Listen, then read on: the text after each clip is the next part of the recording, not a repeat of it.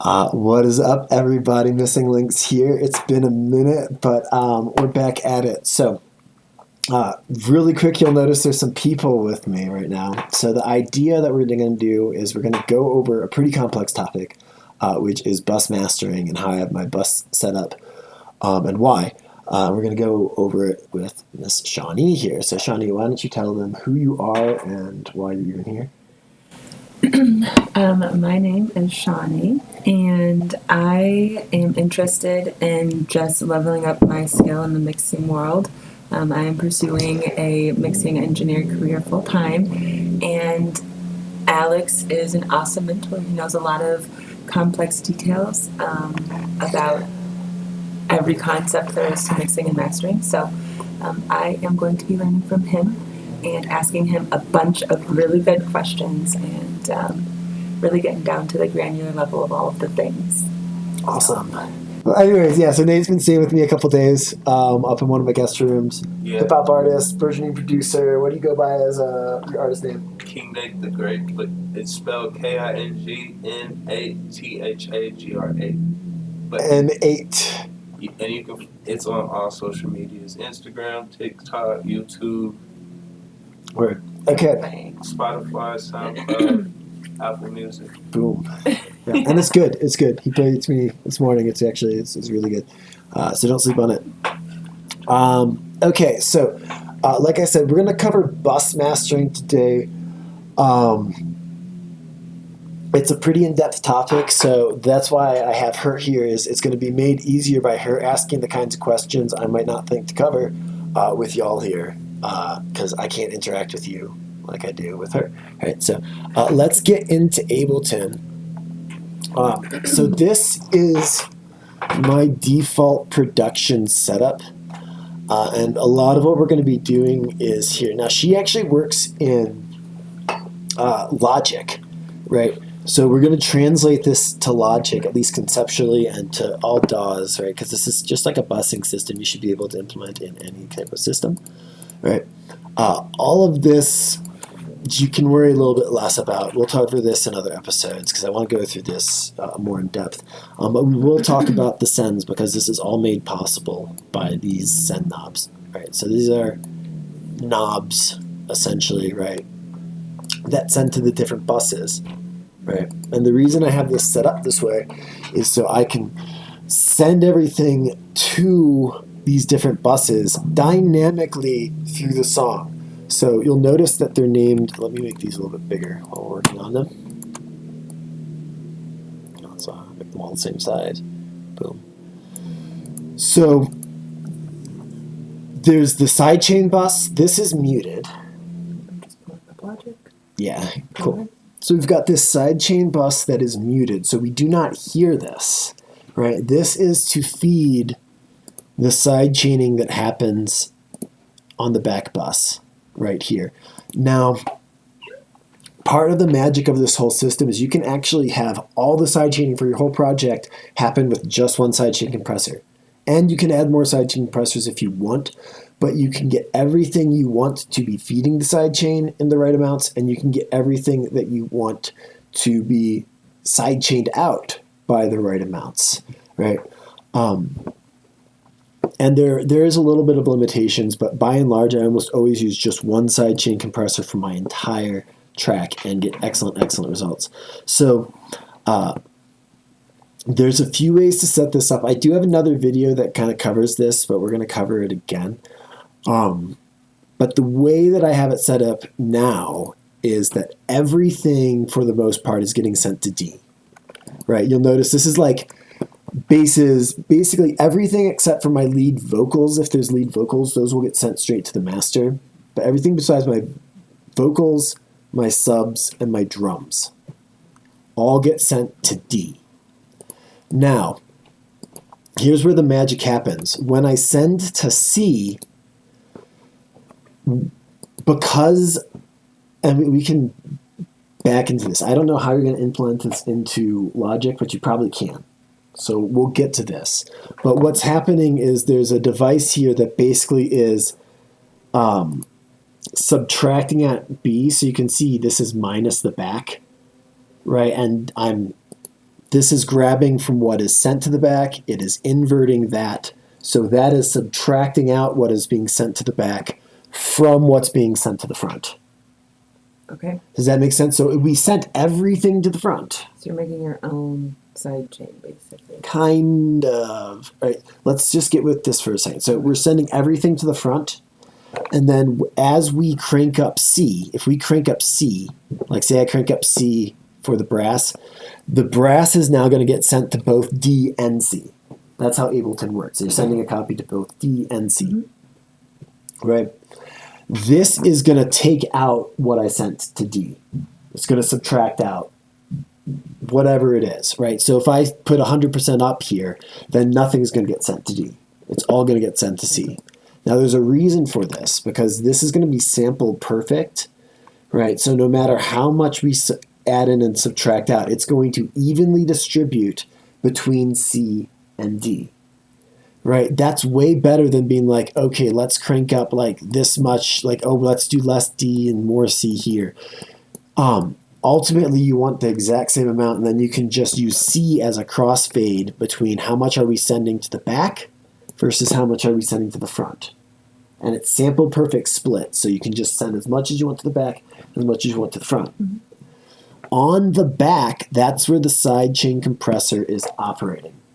So for every single sound, you can be like, how far to the back are we sending it? Meaning how much sidechain is going to be acting on this sound. So every sound, this is basically a dry wet knob for the master sidechain here. C becomes basically a dry, but functionally in a mix, it pushes it to the background. Right, because the foreground is going to be the things that are feeding the sidechain and the things that come after all of this, like the vocals that are sent straight to the master. Right, that's what's going to be in the foreground. But the front is also the foreground, more so than back. Like, so there's the front, which is basically drums and lead vocals. Right, drums are short enough so that even though that they're in the front, they'll smack, but they don't get in the way of anything. And like lead vocals, right? Or like whatever else your lead is, like basically if it's just a lead, you can get away with going to the front. Basically, this gives you the functionality to just crossfade, like how far back in the mix do you want this to be sent? Now, what's doing the pushing away is anything that you send to A. So if you want something to especially be at the front, like the lead vocals, right, I'll say the keys right now. Say it's this keys solo. I could send the keys to this sidechain, and every time a key strikes, it's going to throw something. So let me just really quick, repository, grab,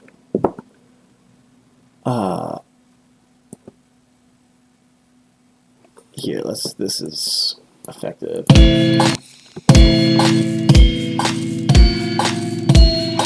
Cool. So now if this is sent to the sidechain, this sidechain compressor is listening to this sidechain bus. Right, look at how deep that is, right? Super deep. So that could be too much. Now we've just got basically the kick and snare. So we can dial in exactly how much of the keys we want also doing the pushing. Now you'll notice it's hitting up against a wall there. That's because I added this clipper. So the other benefit of this method is by having this sidechain bus, you can start shaping the sidechain. Right. Not only can you do things like gate out the bottom so it's got like a more vertical response and like doesn't do so much of the sustain. Or I guess I could have done that with a transient shaper too and then like push the sustain down. But also you can put a ceiling on it by clipping it. So it's like this is all running into it. We're clipping off the top of this, and even if I sent a lot of volume into here, right, it would still get clicked off, and it's like the maximum amount the sidechain compressor will work, right? Mm-hmm. Without scaling it down, because a lot of range knobs on compressors will also scale down all of the like the reduction, and I don't want to do that. I just want to clip off the top, right? So then this is pushing up against that. And so you can dial in just as much as you want. you can shape the frequencies. Like say I was like, I really want, like if I wanted to get this granular, wouldn't necessarily, I'd probably find another way to do it. But say I really want it to pluck more on each pluck, right? So you can see all those things coming in. You could actually like say use an EQ, boost this up, and we're feeding this into the sidechain. And now you can see how much more each of the responses. Even if we muted the drums, we'd still get that. But so you can really shape the response of the sidechain curve, right? To get kind of the clarity that you're trying to get out of it, the carving away of everything that's being sent. And by default, I try and send as much stuff to the background as possible, right? Are you with me so far? Yes. Questions? No questions yet. Okay. So do you think you can do this in Logic? So right now, the first thing is all you need is 3 buses, the sidechain compressor, listening to this, and a send. And then this is the tricky part, is this subtracting out. Now, this is not necessary. You can do it without this whole fancy subtract the back bus thing. I don't think Logic has that, but I'm also not a Logic expert, so don't jump on my ass. All I'm doing, basically what's happening here is, so this is what's being sent to the front, meaning everything that's got D cranked, that's coming in here, right? It's coming in at the beginning, right, of the chain because we're in D, right? So it's coming in right at the beginning. And then we create 2 parallel chains. So the first one is just that. There's nothing here. It's exactly what we got. Then we have another chain, which what this is doing is, this is a behavior that's specific to Ableton, but you might be able to do. I know you could do it in FL. I don't know if you can do it in Logic. But all I'm doing is I am listening to a certain place. And that place is this chain, the back bus. Pre-effects at the very beginning, before the sidechain compressor. That's important. I'm listening to the back bus before the sidechain compressor. So that means that everything I send to C, I'm adding to C and I'm subtracting from D. So it's sample perfect. And no effects or anything is going on at this point. Right? There's no effects here. It's just a dry chain, just, this is what was sent here. And this is an inverted copy. So this is inverting the waveform. So it's going to subtract it out. And you could test that. Like I could, let me turn off the sidechain compressor here. So this should be transparent if we do this fader now. Yeah, so this is transparent, even though we're sending a copy to the back. And you can see the back bus here. Right, does not have the keys in it. We added it and now clearly have the keys. It's in the subtract bus. It's going to be in the sent here, but it's getting subtracted out here. Oh, I know what happened. So this is where it gets canceled out. If we just listen to this alone, which might not work because of the way that Ableton does stuff, but we can try it. Yeah, that no longer... Yeah, there we go. This no longer has the keys. Even though it's being sent there, right? It's clearly being sent there. It's being sent to D, and this is D. But we have it inverted here, and then we have it non-inverted here, so it cancels out. But it's canceling out right here, and then you get it back again here. Make sense? So you get it back again here in parallel. Now, the reason I add it back in parallel is because if I just use this send and sent C to D, it would come into this front thing, and then it would get sent back, and it creates a feedback loop. So you need to add it back in parallel. It's a little. Sorry. Oh, cool. You're good. So that's the other time I do this same trick, is this back monitor listens to the back post mixer. So if you can't do that, if you can't just be like, hey, insert from this part of this chain into here, you have to do a hack, a workaround. We're literally auditioning the side chain in a compressor. We have to throw a compressor in and do a weird hack. Right? FL is flexible enough and Reaper is flexible enough where you can just like say, and Bitwig are all flexible enough where you can say, hey, just listen here. Right? Ableton, you have to do a hack. You can do it more natively in max for live, but I don't know about, oh wait, it's just feed audio from like, say, over there into this part of this chain. So if you can do that, you can do this full setup. You can do that. I'm sure there's a way you can accomplish that because it looks simple enough too. It does look complex, but when you break it down like that, there is a way It's to really just send and use the busing system to send audio to and fro and have it run through a compressor as a sidechain. yeah. We would just have to. I would just have to finagle it enough to figure out how to get this exact. And it does really look complicated. But all it actually is everything, subtract out B, and then add it back in after the compressor. Right. So, like, subtract out the back, right? I guess I can make that more clear. It also used to be bus B back before I added a reverb bus, a dedicated reverb bus. But that's kind of necessary. Like, this is really, one ought to have a dedicated reverb bus. What do we have now? So now we have a situation where we can send whatever we want dynamically to the front and the back, sample perfect just by cranking a knob. So it's like maybe this is a lead in one section, I want it at the front, but it's a background voice in another section, I want it in the back. I just crank up C and I'm done. We can dynamically change how much it's doing the pushing, and this is true for every single track. Crank up C through automation.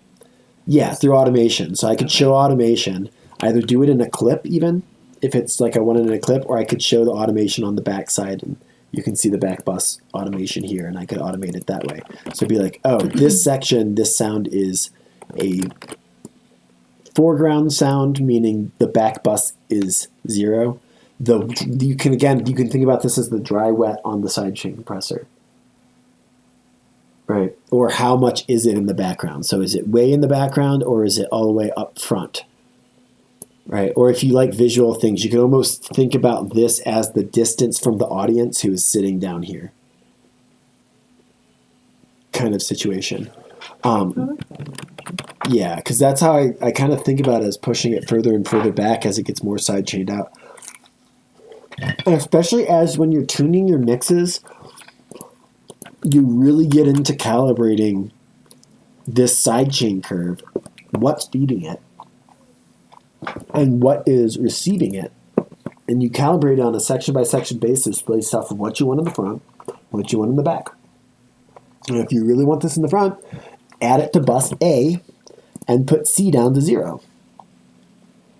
And it'll be in the front because it's pushing away and then put as much stuff into the background bus as you can. And you don't have to go 100%. Again, this is it's a cross-fading slider of how much you want to go towards the back versus the front. So it's like some of this stuff, it's like, really, if this gets pushed away while, I'm singing some long note, I don't care. Whereas like, maybe if it's like a plucky guitar part that's not getting in the way of your voice anyway, maybe that plucky guitar part is also up in the front.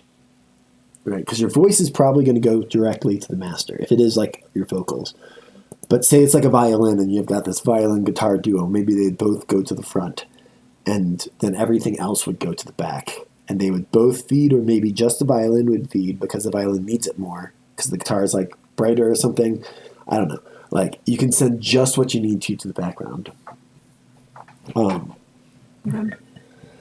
Now I'm going to rewatch this video after you post it so I can look at what that front and back chain looked like again, because that just made it also make more sense, that explanation. If you want, we can talk about why I'm doing this sub and drums and everything next, and this punch-in thing. And then we were talking about mixing and mastering. Ultimately, this isn't just about the flow, and it's not just about the sidechain compression. You have an opportunity to do mix processing and mastering on these buses. Don't do it on the back bus. You don't want to get the back and the front bus out of phase. That's the most important thing. You can do dynamics processing on the back bus. Do not do EQ. Okay. If you do EQ, if you have to do EQ on the back bus for some reason, I can't imagine why, but if for some reason it's like, we need to do EQ, do a linear phase EQ. It'll have pre and post ringing, but everything else will be lined up. But you'll still probably get phasing unless everything's 100% back or 100% front, right? But if you ever have something that's split between the back and the front and you start causing phase problems, when they interact, they're going to be out of phase and they're going to be wacky, right? But dynamics processors don't do that. All they do is turn up and down the volume. And so you don't get any of that in this situation. The other thing I will say is test your compressors. You can try and copy these, but the Live 9 compressor is very responsive. I have tested these settings in terms of the attack and release and the look ahead. Right, so based off, like, I would do a 1.5 millisecond look ahead if I can, but basically a 1 millisecond look ahead, which helps minimize latency, and also there's other reasons why you wouldn't want to do 10 or 0. But attacks can be pretty quick. Releases you don't want too quick because they can start causing noticeable distortion. Attacks can too. And you can actually test this out with a DC offset wave, and you can feed that into a compressor, and you can map out the. I'll do a different video on that. I don't want to do that right now. If you're like, Alex, I don't know, I can't test my compressors. Please help me test my compressors. I can show you how to do that. But a real short attack, right? Real short release. This is the Live 9 compressor. The Live 8 compressor is a little slower. On peak mode, and then listening to Sidechain, you'll notice I add a bunch of gain here because it's kind of better to have this curve be deeper and like more responsive in a certain way, and then dial back on it with the front back slider, or even right here with this. I'll like often only have this at like 70%, and then I have the gain up here because you can see the curve and the responsiveness better. Right, and like you can have the threshold deeper, so it's like actually interacting with like the lower parts of the side chain, which again is carefully calibrated to like have, you know, the vocals in it, like whatever, like it's carefully calibrated side chain wave. So to be able to actually see that and get the responsiveness, so that you and get the gain reduction layout, so you're like, okay, this is reducing 12 decibels. Well, now it's like 9 decibels or whatever because I'm at 75%. And then, you know, if I'm like half wet, it'll be like 4.5 decibels or something like that, right? And so you can kind of calibrate in the gain reduction more clearly if you know what it is and it's a bigger number to divide from, as opposed to forcing everything 100% wet and then running up against the ceiling. Because then you can always dial in more, right? If you need more sidechain compression for a minute, you can just drive this up, or you can drive this up or down, and not have to change that, like anything. Like you could change it on the sidechain bus, but yeah, I don't know. Oh, I just want to see it, but go ahead. Yeah, so it's literally muted. That's the first most important thing about it. So, It doesn't go anywhere. It's turned off. It's just something to be listened to by the sidechain compressor. Mm-hmm. I have some multi-band gating downward, mostly to make the sidechain compressor more spiky, so that like, because the release time's sort of short or sort of long anyway. It's not like if the release time was crazy short, I might not do this, but like, if it is down and if I do have a really transient kind of material, I want it to hug just a little bit closer, right? Without the jitter that you would get, right? So it's just gating it out, and then it's just the compressor release, right? So it's still smooth and it's not going to cause the distortion at that speed. why do you want it closer to the audio? What does it do when you're doing downward compression? Why do you want it to hug the audio more? Well, the release time's causing it to hug the audio, because if you're not hugging the side chain, then you're going to have noticeable pockets of volume. Right, like, you know, like that kind of house style Sidechain compression where they have a long release time, so the kick hits and then there's this pocket of sound that like sucks back. Like, this is designed to be very, very transparent, so just to provide clarity, and as soon as the sound is done taking up the real estate that it needs to be in the front, the back sounds reappear, and your brain just figures that they were there the whole time. And also, if you are listening to the background sounds continuously, it also sounds transparent, and that's that's the dialing up in of the front back bus, like that C send. That's like, you want to make sure that none of your things are getting too sidechain compressed out, unless it's like some white noise in the background, or like something that, like, if it's gone completely, no one's going to be like paying attention to it enough to care, right? Like people like are listening to the background vocals or something and they sound really good, and if they get too sidechain compressed out, then all of a sudden they're just like, whoa, where are they, right? Like sometimes you're not just listening to what the mix engineer is putting front and center, and so you want to take care of the stuff that's not front and center and be like, okay, yeah, you're in the background, but I don't want you to disappear either, right? Unless like you really could, like it just depends. You just got to be cognizant of that as you're making the decisions along the way, and this gives you the flexibility to do it all quick and easy and dynamically over your track in a really resource efficient way. You don't have to have a dozen sidechain compressors that are all listening to and fro and like causing the internal signal chain to just be going in weird loops and like, you know, creating more latency that it then has to reduce because it's not flowing efficiency. That's the other thing. In Ableton, you flow from top to bottom or left to right in this mode in terms of where it comes in the signal chain. So everything over here, every other track in your thing happens before the return tracks do in Ableton's natural signal chain. And then in particular, these are actually sequenced left to right. And so that's why it goes back to front to sub, and it makes this diagonal down way, and the reverb, the side chain comes before the back bus because it needs to listen to that, so that has to come first, right? Otherwise, it's going to introduce latency. And then I don't know. Honestly, the other thing I could do now that I'm realizing, I already did it. The 0.5 millisecond track delay for the sidechain compressor to the attack to match. Because it will start attacking down and slicing out space a little bit before the transient hits. The look-ahead will literally start carving space away before the transient hits.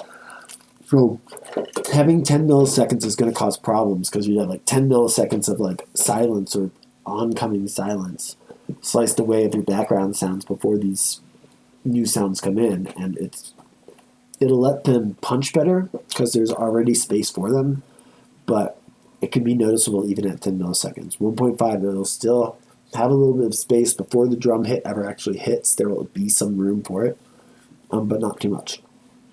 But if I want more, I can back this up and increase the attack time a little bit, or not, and make sure it really has a pocket before. Cool. Any other questions? This is a new song of mine. I'm going to turn off the mastering stuff, and maybe that can like save us from death. And I'm not even doing this song is not done, so it's not entirely mixed down. So I'm going to do more of the kind of stuff that we're doing right now. But okay, so she had this great question, right, about, well, can I like please see of like some of the automation and other things that you do. Now I don't do a ton of automation because most of the time I know where something should be in the back of the front. Like this vocal, this is like one of the lead vocals, right? Let me see if this survives.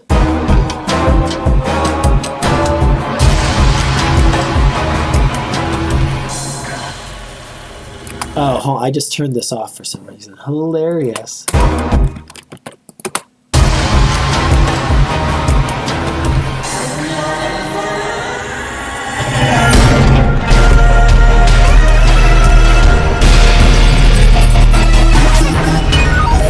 Cool. And then so you can hear this is like a very lead thing. It's like all mostly in the front throughout the whole song.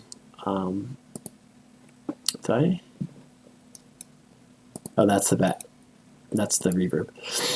And then here it's you can hear what's going on with the music, but I'm basically trying to get it pushed back more and more back because as this builds, it's really nice.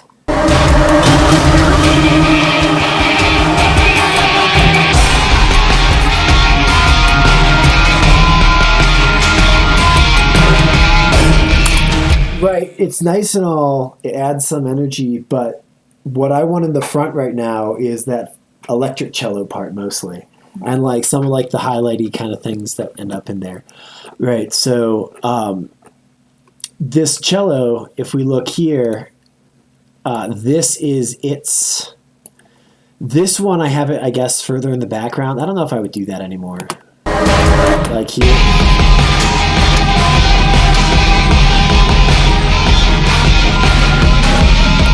You can hear it's in the sidechain. So let's look at the sidechain bus. And I had like, honestly, I haven't even calibrated all these things as much as I could.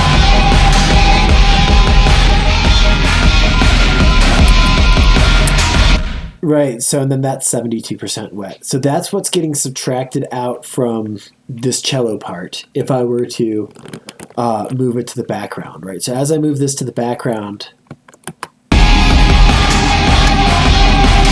You can hear it getting buried by the drums in particular, because that's mostly what's feeding the sidechain. Now it's not really. So it's all background. And then here it becomes up front. Will you solo that sound real quick? This one?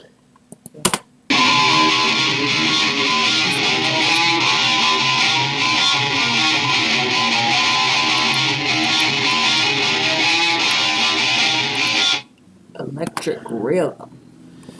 Yeah, it's an electric cello. Okay, so, and if I want it to push back even more, see how here I even crank up how much it's being sent to the side chain. So if we take a look at the back bus, a lot of other stuff going on is probably being sent to the back bus. I'd have to check, but you know, so if we, we can pull these down now. We don't leave this open. Give ourselves some screen real estate. This is a pretty involved song with lots of tracks. Boom. So if we're here, as we drag this send up during this section, it will feed this side chain.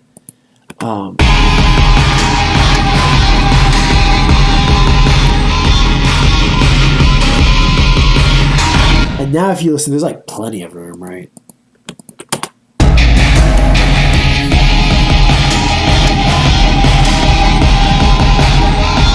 So it's a little bit more crowded. And this here, I don't think the vocal is sent to the background at this point. Yeah, it's not. Right, so the vocal's not getting pushed around or pushed away. That was like the most like big remaining thing, but there's a couple other things that are just getting pushed away and pushed away. Right, so you can see the flexibility is like, okay, this time around on this chorus, like I kind of want this to be further back, and this time I want it like more front and center, and then it is. Right, just like the same thing with that main vocal, like here it.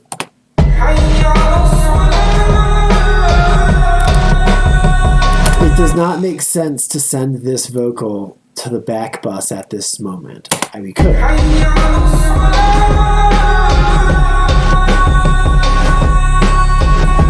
It's fine, and like all that's going on is drums and subs right now. So it's like, do I want this to get pushed away by the drums?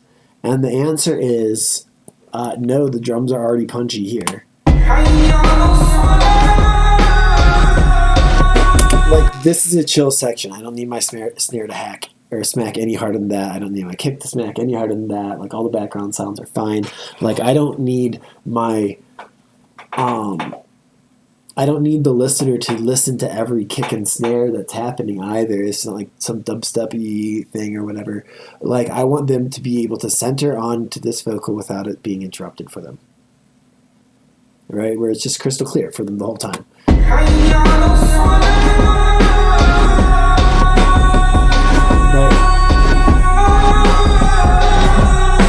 As soon as I put it towards the back, it's really hard to not pay attention to those drums, because even though it's just for a few milliseconds, like 20 or 30 or whatever, the vocal disappeared and there's nothing to listen to anymore. You're like trying to, but like all of a sudden it becomes like way more clear that you're going to listen to those drum hits every time. And mixing is a game of attention first and foremost. Like, where are you drawing the listener's attention, and like how much, like where are you staging it, and how is everything else working as a frame for what's put in the middle? Or is it all just like an equal blend and there's just this landscape to kind of wander around and observe from different angles? That's fine too. I have sections of music like that, but most of the time I like to have something that's like a lead or something like focused, right? And most music's written that way too. So yeah, you can see it's really easy to get it to be pushed away more so that this is now a background sound. If I want it to go all of a sudden up to the front, I could be like, okay, now we're going to send it right to the front again. And let's even, for good measure, start feeding it into the sidechain.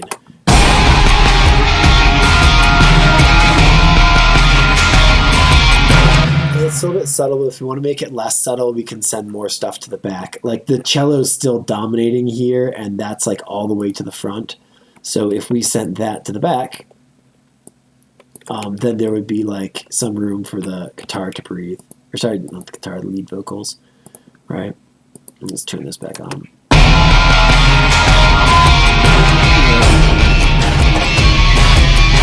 Also, this vocal's like seriously dying out at that point too.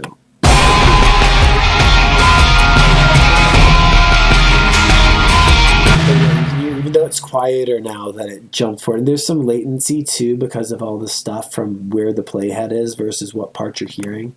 But if we just listen to that bit here, so it's going to be like 2 beats at, let's just do a whole bar, right? So 4 beats at halftime.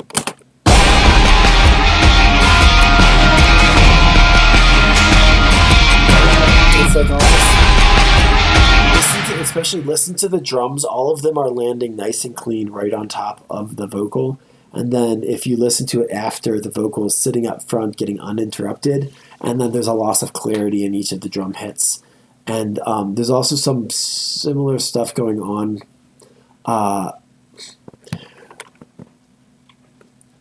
Did I?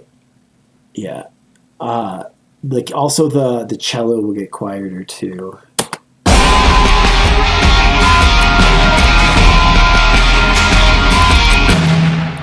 And we can accentuate this if we get this louder too.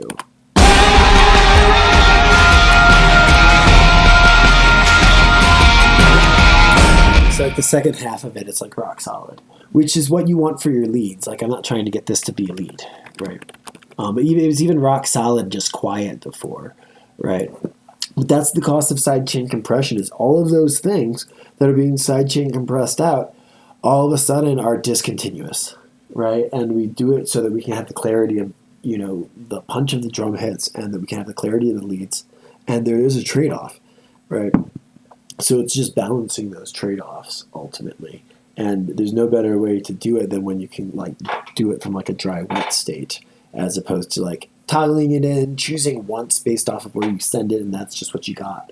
Or like the other way is the resource intensive way, where you then have like 50 sidechain compressors because you want to be able to dial in how much the snare is sidechaining out everything. And like that's smart, that you do want the snare to maybe not smack your lead vocal out all the way, but maybe if you don't smack it out of the way at least 3 decibels, your snare doesn't hit anymore, and you need it to because it's like some kind of dance music. So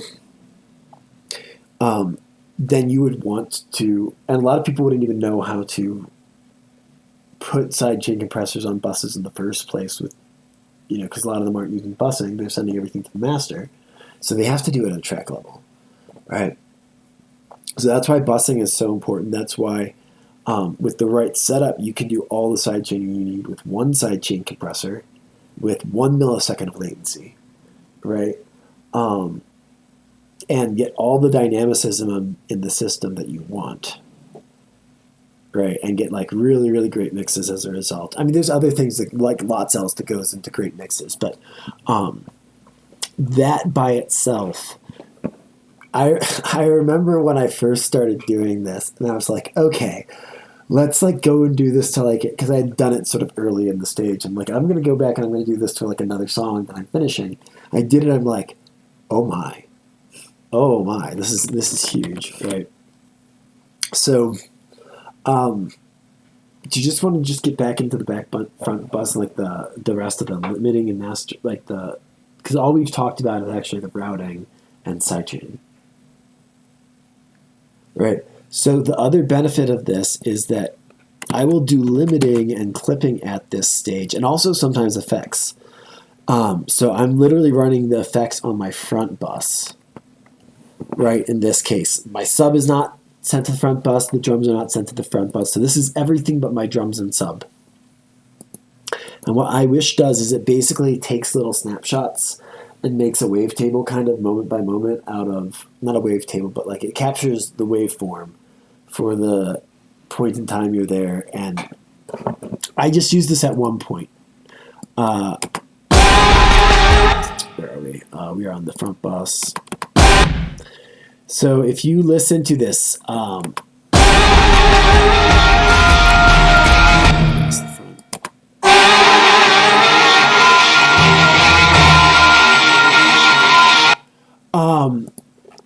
there is this line that is this melodic line that's not actually the cello, the electric cello there. It's being fed by this MIDI. And it's taking, it basically has like kind of a buzzy saw wavy thing, but it's taking like the whole song, making a little single cycle waveform out of it, and with every single note, and is playing a new note. So with every single waveform, right? So it's da da da. Right.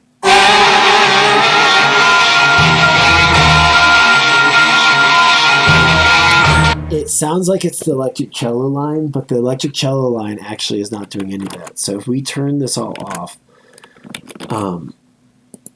honestly, this is not on topic at all, but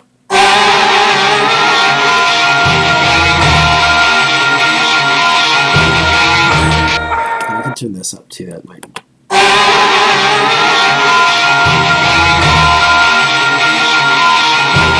Yeah, I don't know if you can make that, because it mostly sounds like it's like an instrument in there, but it's actually a bending of everything that's being sent there. And then I'm mixing it in parallel like that. But that's what iWish does. It's by Infected Mushroom, and the point is I'm running effects on this. Like really none of that matters for this. You don't ever have to run effects on this. But what you should do, which I have not done here yet, is a certain degree of clipping and or limiting. Clipping is the best, but you have to be really careful with it. But slicing off just the little tiny peaks at the top. We were kind of talking about this earlier in a certain way, but when you have all these errant peaks, it starts getting your compressors to react weird and your limiters to react weird.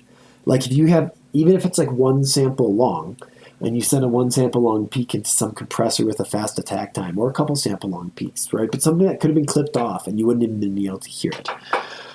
Right, so what's a good clipper?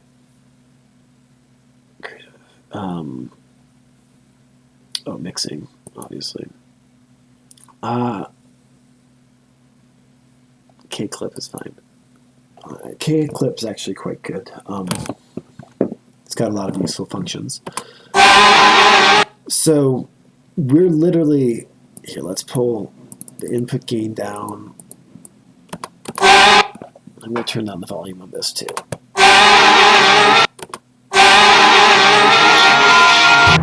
Oh, because I thought it, let's just pull it. We might have to do it beforehand. Because it's not changing the meter, and I want to show you on the meter. So let's just bring this down like 12 decibels, and then we can bring it back up 12 on the other side. Oh, that's up 12. Cool, so what you'll notice is there's these little tiny peaks at the top.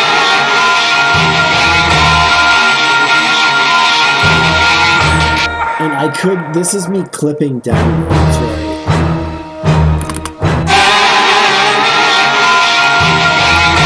this one will tell me how much I'm clipping right here.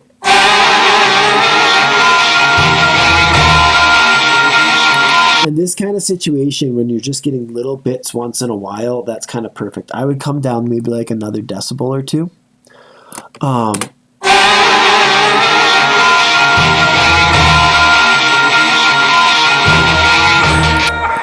Cool. And it's also worth noting, I'm clipping my master right now, so we've got all kinds of distortion and other things. Once I turned off my mastering bus, we were starting to clip the master. I clip my master while I'm writing and while I'm like mixing down at the track level and other stuff. Like I'm clipping my master really from like day one as a quality control mechanism. This is something I learned in the Approach Institute from Seth Drake.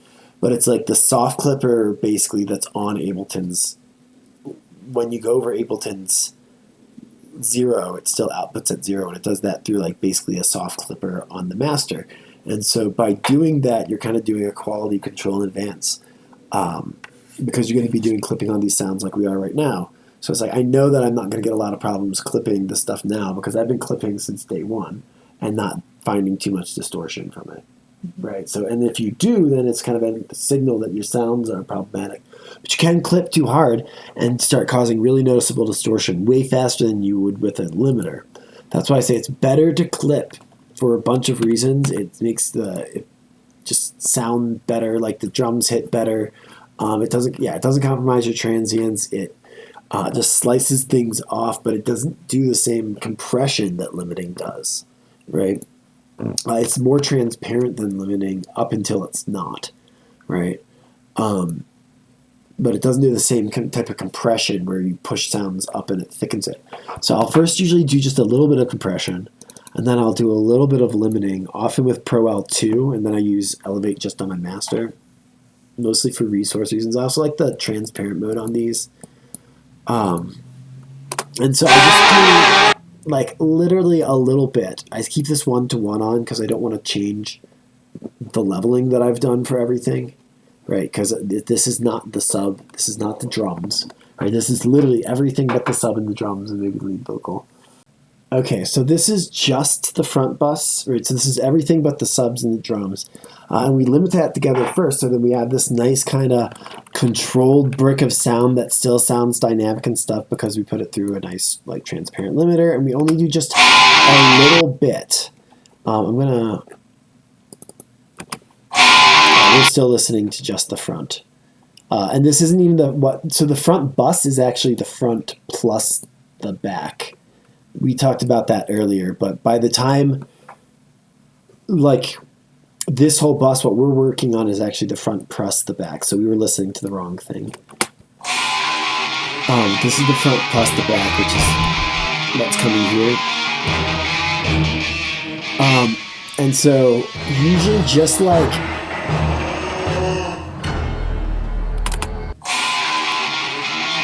that.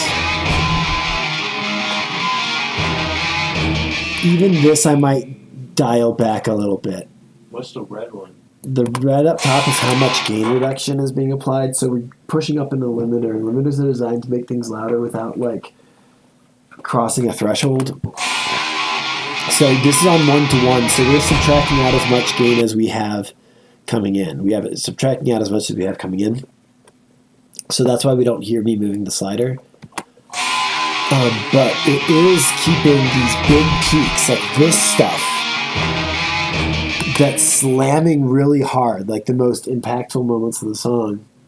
I've got drums hitting there and other stuff going on there too, right? So it's going to be a lot of work for my mastering compressor to try and deal with that all by itself all at once.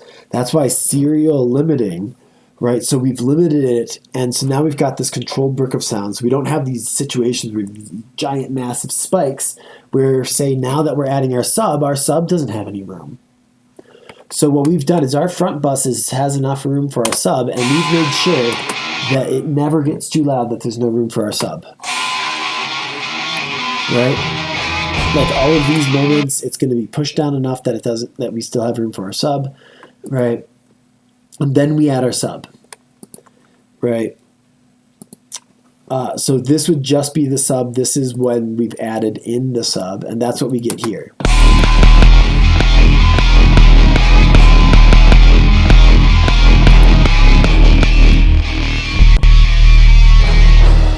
And so you'll notice that even when those big hits hit, the sub was still solid, right? So now we can limit this together because we talked about this too, but like the sub wave is going to be doing these nice big waves, and then you can think about the rest of the song vibrating on top of it. So we are now going to control that shit too. I might do this late. So here I would actually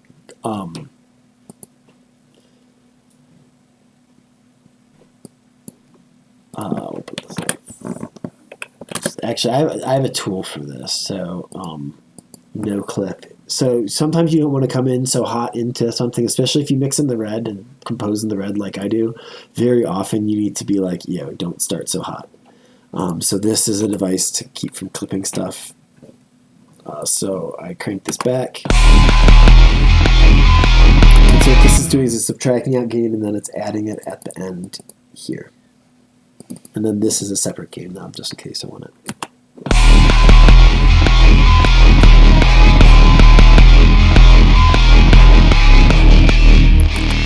So this is a sub bass, right? Those are the transients of the sub bass. It still sounds transient, right? Even after the limiting, and then the body of the sub bass isn't even being touched. So I'm going to actually drive this even higher.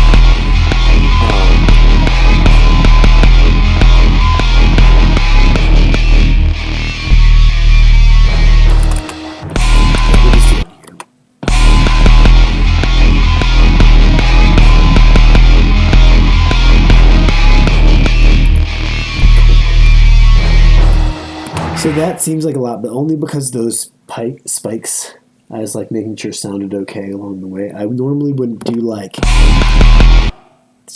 I would do like 1 to 2 to 3 decibels of gain reduction, right, along this way. Because this is the second level. This was stage 1, this is stage 2, right, now that we've added the sub. And then we add the drums, right? But all that happens to the master. So the sub, the whole combined thing, and the sub, those goes to the master. Let me show that. So audio to master, audio to master. So the drums go straight to the master, the sub goes straight to the master. All of these, this goes to the front. So we've added in the subs and the drums go together. So now we've added in the drums and the lead vocals. So the lead vocals come in the same time as the drums. If you want, you could route this where the sub goes into the drums and then you add the vocals later. But I find that I don't need that generally, that if you had them at the same time, they blend together nicely. But if you're really determined to get your vocals sitting completely on top of your drums, then I would do that. Which is, I would not recommend for dance music of any variety, or most musics. You would do what? Put your vocals at the end? I wouldn't necessarily put my vocals after my drums. Right, like, because you're talking about then doing some kind of limiting or something to be after, right? Because if you just add that and then you add it, that's not really going to be different. Like if you add this to that and then that to that, it's not different until you do something in the middle stage, like limiting it together like we just did, right? So because addition is associative, right? A plus B plus C is the same any order you add it together. But we didn't do A plus B. We did A plus B, did some shit to A plus B, and then added C. And what we did is we flattened it out. So in some respects, so right now we've done the sub. So now we've got everything, including the sub, in like this nice kind of controlled brick. And then we've got all this room for our drums to slap on top of it with these nice pronounced transients. We haven't controlled the drums at all. So we haven't hurt the drums at all. And so when that goes into the mastering chain, first off, you don't need to do a lot of mastering necessarily. But then this is where I use the newfangled, because this has an actual transient emphasizer in it. So what it does does the limiting first. Well, this is like a 26 band limiter. It does the limiting first. So the drums are coming into the limiter, hitting it, like everything's coming into the limiter, right? Getting squashed together and getting the thickness that you're looking for. And then it does the transient emphasis. So it knows where the transients are before, like the transient detector happens before the limiter, before you squash it together. So it knows every single drum transient clearly because we flattened it all out and they're all popping up above the main wave, right? So it will pick up all the transients, reshape those, and then drive those into a clipper at the end, right? It's a spectral clipper, so it's actually a detail preserving clipper too. It lets the fuzzies exist, and so you can even and clippers are the best for transients. They are transparent. They make the transients knock harder, if anything. It's just like they brighten up and they just like knock even harder. And so that's really the magic, is to not do any limiting that's going to compromise your drums. And then at the very end, like I said, you could do this. You could do a limiter, then you could do a transient detector into a clipper, or even a multi-pan transient detector into a clipper if you wanted to do this same type of technique. But Elevate's so good that I would just recommend everybody get Elevate, honestly. It's like it's leaps and bounds kind of ahead of the rest of the compressor or the limiters at this point. Just because of the control and everything. It's really, really spectacular. So, any questions? We'll cover this punch-in really quick if you don't have a question right now. Mm-hmm. So the punch-in, you'll notice the crossfader, the drums and the sub, meaning the sub was really the back sent to the front, sent to the sub. So it's everything but the drums, and then the drums. So this is everything, right? Both of those are an A. The only thing that's on B is, and the lead vocals. But if I was going to do this technique, I would and I wanted the lead vocals to get cut out with everything else, because that's what we're going to do. We're going to cut out everything except for what this is like being punched in. So say I have like some like bass hit or some like spoken word or something that I want to just like crossfade right to. I can use Ableton's crossfader and like literally crossfade over to B so that the rest of the song is silenced, the reverb tails, everything. And all we're left with is whatever is sent to G, which could be just that one sound, or it could be a careful blended mix of sounds, all like sent various amounts to G. But everything's going to get bypassed up to here, and you're only going to get G. And then if you're not 100% crossfaded, which oftentimes I only crossfade a little bit, because I'm like, this needs to pop out in the mix. Right, this needs to pop out in the mix. So if it needs to pop out in the mix, and the fastest way to do it is I'll just send it to G and I'll crossfade just enough until everything else is quieted enough, and this one thing is made louder, because it's already going to be in the main block too, and it's also sent to G, right? So it's made a little bit louder through its G send, and it's not going to be limited or anything. So you might need to do some processing on this if you really have to, but I've never done it. So then you can sometimes just use a little bit and get just the clarity that you need, and it's not necessarily always about doing a hard cut. But if you're into like dubstep or something like that, where you do these like big like vertical signs where it's like yeah, brah, or like something like this, and you want to like cross cut, and like it gets just past all the reverb tails, all the things that like can be tricky to deal with. It's just so fast, right? But most of the time, this is producing nothing because the default I'm crossfaded to A. In practice, right? We kind of went over it and showed you the devices, but seeing the sound flow through and like calibrating this, and like you can really find, like I probably have other songs where I do more detailed calibration of these things, but like, yeah, just dialing in these sends and watching this curve as you like dial in the sends, like, okay, I'm gonna dial this up, dial this one, I guess it'd be the A bus, you know, but like dial this one up, and you can just watch the curve change its responsiveness, and like,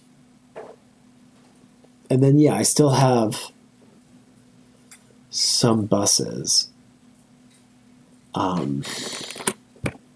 Like I told you, my drums, I'll do most of my drum bussing, like not like, because remember, this is not my kick, because I just get my kick to sound how I want.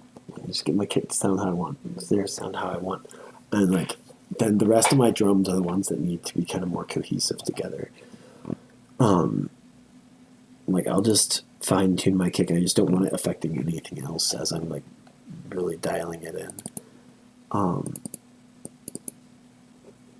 But so, and then the other thing is like the cymbals. Let me open these up. I only like go down to like one width at the very end when I know where everything is, and like I'm mostly on the other side.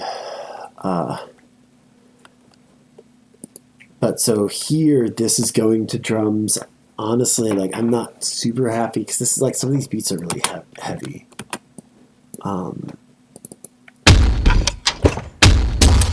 But like, so all of this stuff is like going here. Like this damage is all going here, but like I don't always use this stuff. But I'm not having mix issues right now, so if I needed to, I would separate out the drum hits into separate tracks. You can also do that like through Contact, like you can multi-track it out from Contact and just do it that way. You don't have to do it through like splitting it into separate tracks and doing it through your DAW. Like your DAW should be able to listen to Contact's multi-out. And yeah, so kick and snare go straight out. These are sends only, right? I actually wanted those sends. Right, they're sends only, right? And like this is going directly to the drum bus, right? So all of the percussion and everything is going here first, and I can do my bussing there, and then this goes to the drum bus, and so this is like my kick, snare, and everything else, right? The cymbals go to the back bus usually, right? The cymbals are over here, so they're mostly to the back, and if I need my cymbal to smash through, I can, but usually those are on the back bus.